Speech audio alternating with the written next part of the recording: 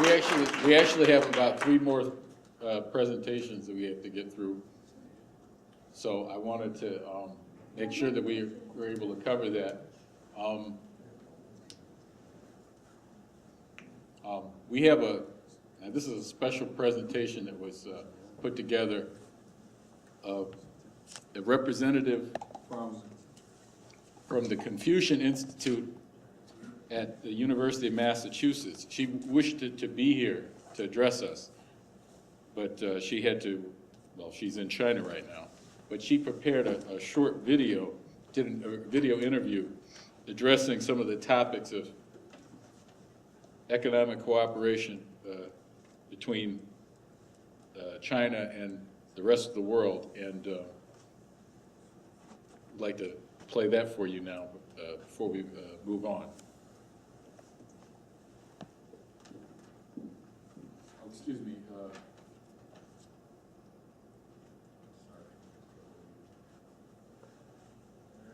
Yes. And this is from the director of the Confucius Institute of UMass, Baifeng Sun. So I'm glad and very appreciative of Baifeng Sun to grant the Schiller Institute this interview.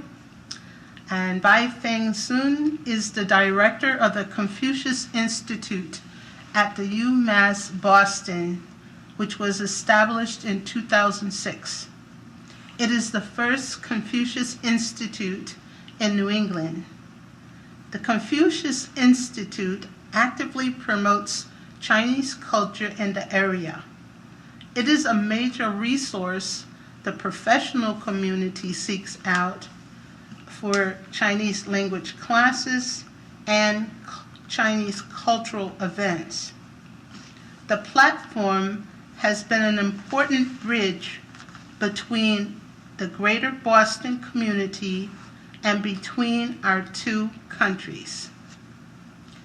So now I'm going to ask a few questions, and I hope you will address them. Okay.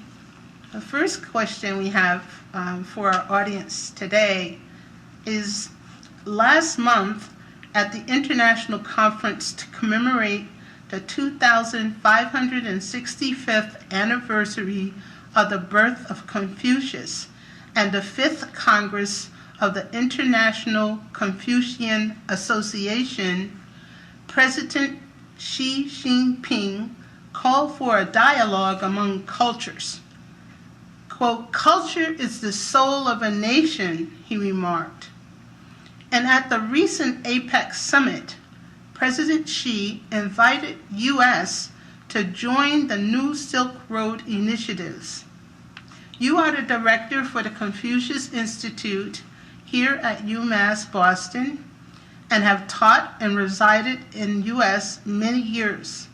How should Americans view this opportunity?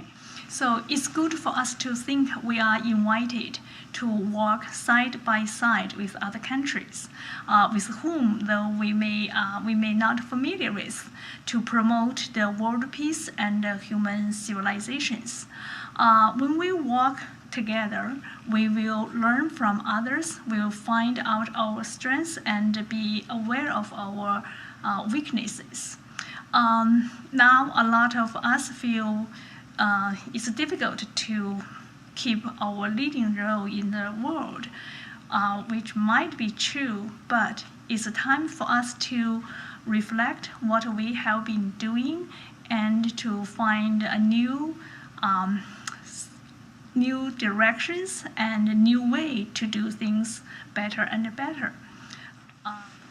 With the BRICS Global Development Initiative, the leadership and role of China to uplift and provide opportunities for least developed nations has been indispensable to improving the human condition on the planet and creating a basis for peace rather than war and discord.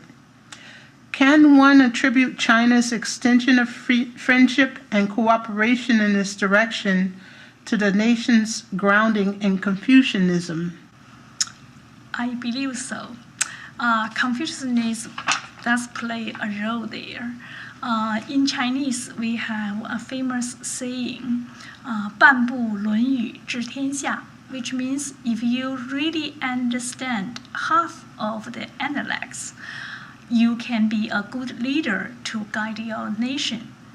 So Confucianism promote moral conducts and self-cultivation.